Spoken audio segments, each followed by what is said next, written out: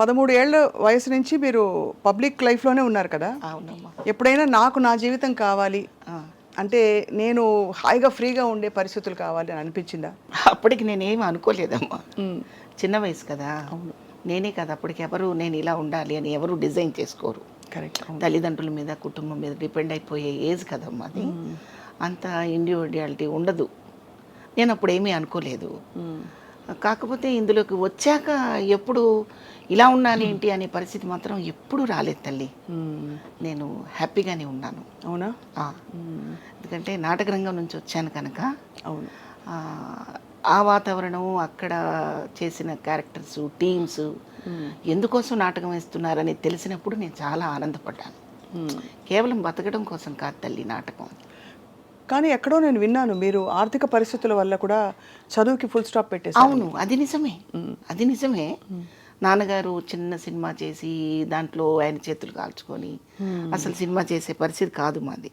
ఆయన ఉత్సాహం, ఆయనకున్న ఇంట్రెస్ట్ అలా దారితీసింది. సో అది వద్దు, అది అవ్వదు అనుకున్న తర్వాత తెనాల్లో పుట్టి పెరగడం చేత ఆ కళాకారుల మధ్య ఉన్న ప్రోత్సాహం వల్ల నేను ఆర్టిస్ట్ని అయ్యాను. కానీ మొట్టమొదట్లో నాకు నాటకం అంటే భయం కానీ, ఇంట్రెస్ట్ కానీ, ప్రేమ కానీ, అభిమానం కానీ ఇలాంటి పదాలు అసలు ఏమీ లేవు. వాళ్ళు ఏదో మేకప్ వేశారు, అందంగా డ్రెస్ వేశారు, స్టేజ్ ఎక్కమన్నారు. ఆ జనాన్ని చూసి అసలు కాన్సన్ట్రేషన్ పూర్తిగా జనం మీద పెట్టాలనే ఆలోచన కూడా లేని వయసు అది. నన్ను ఎవరన్నా చూస్తున్నారా లేదని వెతుక్కునే రోజు అనమాట అది. చిన్న వయసులో ఆడపిల్లలు అలాగే ఉంటారు. అవును, అవును, నిజం. కానీ సిగ్గు బిడియం లేకుండా స్టేజ్ మీదకి వచ్చి అందరి ముందు ఒక డైలాగ్ చెప్పాలన్నా కూడా అది కూడా చాలా పెద్ద భయం కూడా ఉండేది కాదు. అదే చెప్తున్నాను నేను. భయం ఉండేది కాదు. అసలు నన్ను ఎవరైనా చూస్తున్నారా లేదు, చూడాలి అని, అందరూ చూడాలనే ఒక తపన తప్ప ఇంకోటి లేదు. భయం లేదు. ఆ భయం లేకపోవడమే నాకు ప్లస్ పాయింట్ అయింది. భయపడితే ఆర్టిస్ట్ అవ్వలేరు కదమ్మా. అవును, నిజమే. అవును. అప్పటి నుంచి మీకు భగవంతుడు ఇచ్చిన చక్కటి రూపం. అమ్మా, మీకు అందరూ చెప్పేవారా మంచి క్యారెక్టర్స్ వస్తాయి మీకు అని? అట్లా ఏమీ లేదు. ఆటోమేటిక్గా క్యారెక్టర్స్ వచ్చేవి. కొన్ని క్యారెక్టర్స్కి మనం అన్ఫిట్ కూడా అవుతాం. మనం చాలా బాగున్నామని అంత ఓవర్ కాన్ఫిడెన్స్ పెట్టుకోనక్కర్లేదు. అలా కూడా అయిందా? అవుతాయి నాటకాలు. మనం చెడగొట్టిన పరిస్థితులు ఉంటాయి. కొన్ని క్యారెక్టర్స్ తెలియక, చేతకాక. ఉదాహరణకి ఎలాంటి క్యారెక్టర్స్ మీరు చేయలేకపోయారు, లేకపోతే చేతకాకో లేకపోతే ఇంకో కారణం వల్ల మీకు తప్పిపోయాయని చెప్పచ్చు?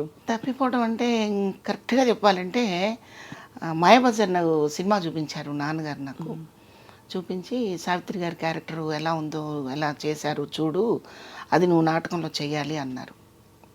నేను చేయనన్నాను. నేనే చేయనన్నాను. కారణం ఏంటంటే ఆమెలాగా ఇంకొకరు చేయలేరు, ఆమెలాగా ఇంకొకరిని చూడలేరు. ఆ క్యారెక్టర్ అంతే అనమాట.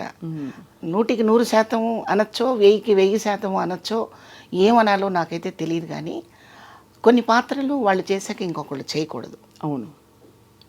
ఇమిటేషన్ చేసినా కూడా కరెక్ట్ కాదు, సాధ్యపడదు. అంటే అది రంగస్థలం మీద వేయించాలనా లేక నాటకం? అది అంటే బట్ అప్పుడు అభ్యంతరం ఎందుకు? అది సినిమా, ఇది రంగస్థలం కదా. అయినా కూడా చూసే ప్రేక్షకుడికి సావిత్రి గారు గుర్తొస్తారు. గుర్తొచ్చి మళ్ళీ ఆ కంపారిజన్ వస్తుంది. ఖచ్చితంగా కంపారిజన్ వస్తుంది. మీరు చూడండి, రామారావు గారు కృష్ణుడు వేశాక మనం ఎవరు ఎంతమంది వేసినా కూడా మనకి రామారావు గారే గుర్తుకొస్తారు. అవును కదమ్మా. అలా అన్నమాట. ఆ ఫ్లేవర్ పోగొట్టకుండా, అంటే మనం చేయడం వల్ల ఆ ఫ్లేవర్ పోతుందని కదా పాత్రకి. ఆ పాత్రకి ఆ ఫ్లేవర్ పోగొట్టకుండా ఉండాలంటే మన మనసుకి ఒక నిర్ధారణ ఉండాలి. అవును. మనం చేయగలమా లేదా, మనకు ఆ క్యాపబిలిటీ ఉందా లేదా అని చూసుకోగలగాలి. అది మీరు నాటకాలు వేయడానికి, ముఖ్యంగా పౌరాణిక నాటకాలు వేయాలంటే ఒక విధమైన భాష మీద చాలా పట్టు ఉండాలి. నేను పౌరాణికం కాదమ్మా, అసలు వేయలేదు. మరి దుర్యోధనుడిగా మీ వేషం చూశాను నేను. అది ఏంటంటే నాకు ఇష్టం. అంతేనా? అలా క్యారెక్టర్స్ డిఫరెంట్గా చేయాలని. అది కూడా ఈ మధ్య జీ తెలుగు వాళ్ళు నాకు సరదాగా అవకాశం ఇచ్చారు. చిత్రం పళ్ళారి విచిత్రం సాంగ్ చేశామన్నమాట. అందుకోసం ఆ దుర్యోధనుడిని గెటప్ వేసుకున్నాను. అయితే దీనికి అంకురార్పణ ఏంటంటే, చిన్నప్పుడు నా 16-17 సంవత్సరాల వయసులో చంద్రంగాడి పెళ్ళి అని ఒక నాటికి రాశారు ఒక అతను.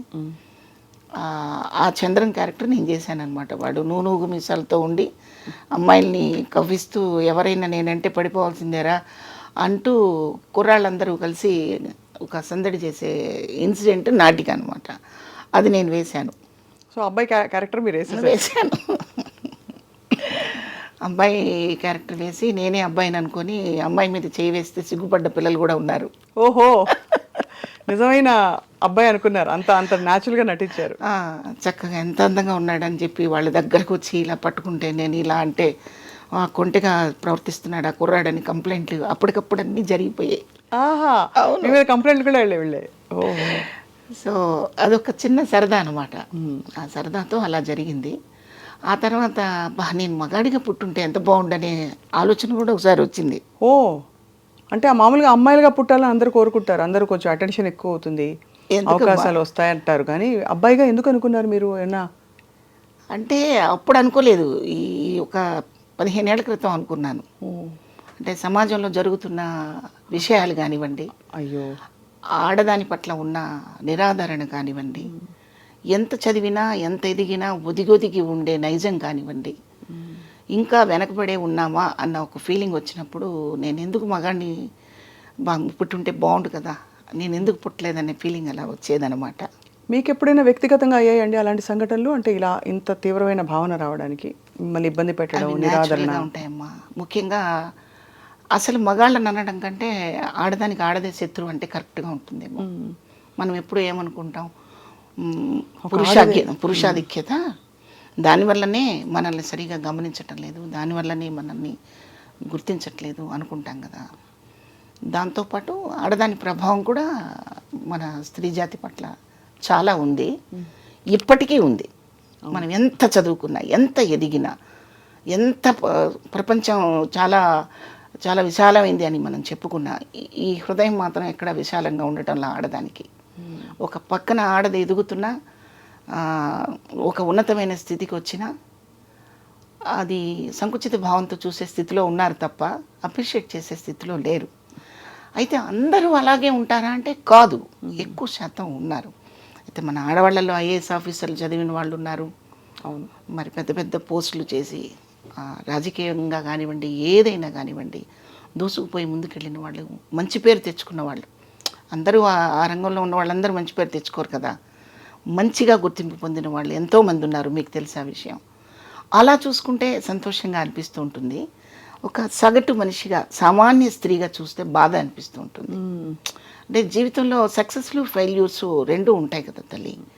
అయితే ఎవరైనా అలా ఫెయిల్యూర్ అయినప్పుడు చేయూతనిచ్చి, బూస్టప్ ఇచ్చి, మాట వల్ల, వాళ్ళ చర్య వల్ల చేయూతనిచ్చే శాతం ఎప్పుడూ తక్కువగానే ఉంది. అవును, అందుకని అలా అనిపిస్తుంది. అలా అనిపిస్తుంది. కానీ అంటే మీరు ఇబ్బంది పడింది ప్రొఫెషనల్ రైవలరీ వల్ల కాదు, కాదు, వ్యక్తిగతంగా మీ జీవితంలో ఉన్న వ్యక్తిగతంగా మన సొసైటీలో మన బతుకు మనం బతుకుతున్నా, మన ప్రపంచంలో మనం దాన్ని ఉన్నతంగా బతుకుతున్నా, ఏముందిలే సినిమా వాళ్ళనో, ఏముందిలే టీవీ వాళ్ళనో, ఏముందిలే నాటకాల వాళ్ళనో, ఈ నానుడి, ఈ మాట ఎక్కడైనా అనిపించుకోకుండా తప్పలేదు. అప్పుడు నాకు అనిపించేది అనమాట, ఇలా కాకుండా అలా ఉండుంటే నేను కూడా ఐఏఎస్ ఆఫీసరో ఇంకేదో అయ్యి ఉంటే ఇలా అన్నారు కదా. అప్పుడు ఆర్టిస్ట్ అవ్వడం వల్ల కదా ఇలా అంటున్నారు, ఆడది అవటం వల్ల కదా ఇలా మాట్లాడతారు అనిపించేదే తప్ప, ఆ తర్వాత నా ఆత్మస్థైర్యంతో నేను వాటన్నిటిని బయటికి నెట్టగలిగాను. కానీ మీ సినిమా ప్రయాణం చూస్తే మామూలు ప్రయాణం కాదండి. మీకు 200 పైగా సినిమాలు, అండ్ అలాగే టీవీ సీరియల్స్, ఇంకా ఒకటి కాదు, రంగస్థల అనుభవం అంతకుముందు, పెద్ద పెద్ద దిగ్గజాలతో నటించే అవకాశం, ఇవన్నీ పెట్టుకుని కూడా మీకు కూడా ఇబ్బందులు అయ్యాయంటే అర్థం కాదు చాలా మందికి. ఇబ్బందులు అంటే అమ్మా నేను అనేది పరిశ్రమ వల్ల కాదు, టోటల్గా మనం ఒక సొసైటీలో ఉంటాం కదా, ఎక్కడో ఒక చోట నివాసం ఉండాలా? అవును, ఉంటాం కదా. అవును, అక్కడ అది తెనాలి కావచ్చు, గుంటూరు కావచ్చు, హైదరాబాద్ కావచ్చు, ఇంకేదైనా కావచ్చు, హైదరాబాద్లో ఏదే ఒక ప్లేస్ కావచ్చు. ఒక మనిషి ఎదుగుదలని చూసి అప్రిషియేట్ చేసేదానికంటే క్రిటిసైజ్ చేసేవాళ్ళు ఆడవాళ్ళలో ఎక్కువ శాతం ఉన్నారు. కరెక్ట్, ఇది వద్దు అంటాను నేను. నాట్ ఓన్లీ ఆర్టిస్ట్ గురించి కాదు నేను చెప్తున్నది, ఒక ఫ్యామిలీలో ఏదైనా వాళ్ళ ఫ్యామిలీలో ఏమైనా డిస్ప్యూట్స్ రావచ్చు, డైవర్స్ తీసుకోవచ్చు, కావాలని ఆ భర్తతో దూరంగా ఉండే పరిస్థితులు రావచ్చు, ఉండాల్సిన పరిస్థితులు. నిజంగా సమస్య తెలుసుకొని ప్రోత్సహించకుండా ఆ భర్తని వద్దనుకున్నా లేదా కొన్ని సమస్యల వల్ల పిల్లల్ని తన కష్టంతో బతికించుకుంటున్నా కూడా చిన్న చూపు చూసే పరిస్థితులు మనం ఎక్కువ చూస్తున్నాం. అవును, అది నేను మాట్లాడుతున్నాను. అది కరెక్టే. చాలా అది మీరు మదన పడి ఉంటారు, ఇబ్బంది పడి ఉంటారు చాలా విధాల.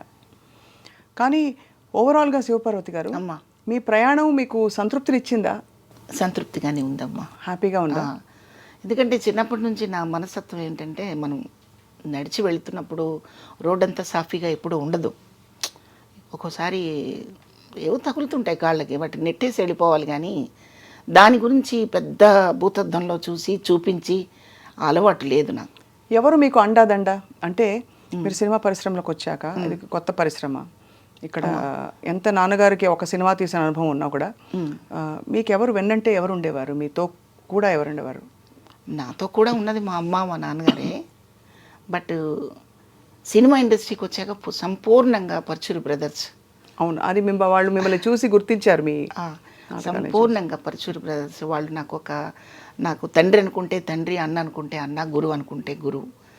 సంపూర్ణంగా వాళ్ళ అండదండలు, వాళ్ళ ప్రోత్సాహం అన్నీ ఉన్నాయి నాకు. ఎంటైర్ ఫ్యామిలీ వాళ్ళిద్దరు ఒకటే అని కూడా నేను చెప్పలేను.